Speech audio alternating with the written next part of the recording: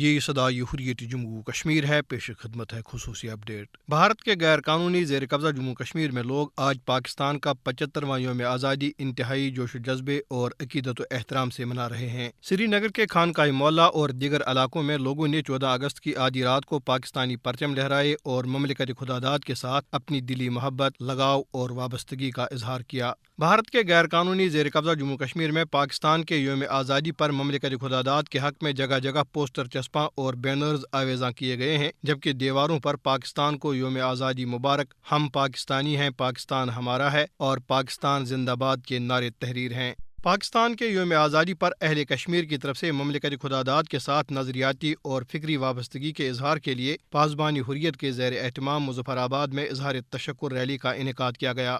اس موقع پہ پاکستان اور آزاد جموں کشمیر کے قومی ترانے نشر کیے گئے اور شرکائی ریلی نے دونوں پرچموں کو سلامی پیش کی۔ کل جماعتی حریت کانفرنس کے working vice chairman Ghulam Ahmad گلزار، حریت کی مجلس شورا کے ارکان اور غیور آزادی پسند کشمیریوں نے پاکستان کو یوم آزادی کی دل کی عمیق گہرائیوں سے مبارکباد دی ہے۔ کنٹرول لائن کے دونوں جانب اور دنیا بھر میں مقیم کشمیری کل بھارت کے یوم آزادی کو یوم سیاہ کے طور پر منائیں گے، تاکہ بین الاقوامی برادری کو یہ پیغام دیا جائے کہ بھارت انہیں ان کا ناقابل تنسیق حق خود ارادی دینے سے مسلسل انکار کر رہا ہے۔ اس سلسلے میں مقبوضہ جموں کشمیر میں مکمل ہڑتال کی جائے گی اور سول کرفیو نافذ ہوگا۔ مقبوضہ علاقے میں بھارتی مظالم کی طرف عالمی توجہ مبذول کرانے کے لیے دنیا بھر میں کشمیری بھارتی سفارت خانوں کے سامنے احتجاجی مظاہرے کریں گے۔ خصوصی اپڈیٹ ختم ہوا۔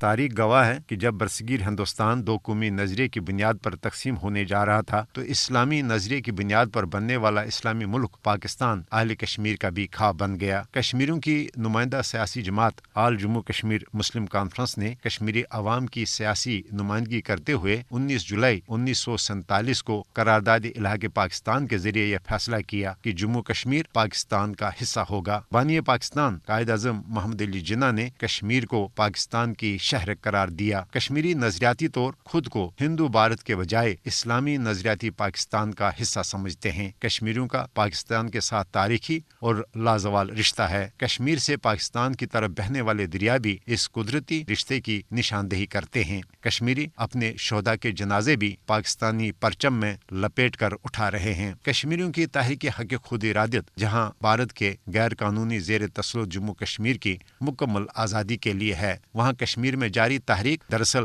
برصغیر کی تقسیم کے منصوبے کی عدم تعمیل کا نتیجہ ہے۔ مودی حکومت کے دفعہ 370 کی منسوخی نے یہ ثابت کر دیا کہ کشمیریوں کا بھارت سے جبری اور کاغذی رشتہ تھا جو اب ٹوٹ چکا ہے، جبکہ پاکستانیوں اور کشمیریوں کا اٹوٹ رشتہ ختم نہیں کیا جا سکتا، اور نہ ہی اس روئے زمین پر کوئی طاقت مقبوضہ جموں کشمیر کو پاکستان کا حصہ بننے سے روک سکتی ہے۔ پاکستان کے 22 کروڑ عوام اور پاکستان کی بہادر فوج کشمیریوں کے شانہ بشانہ کھڑی ہے۔ پاکستانی قوم ہر حال میں کشمیریوں سے عہد وفا نبھائے گی۔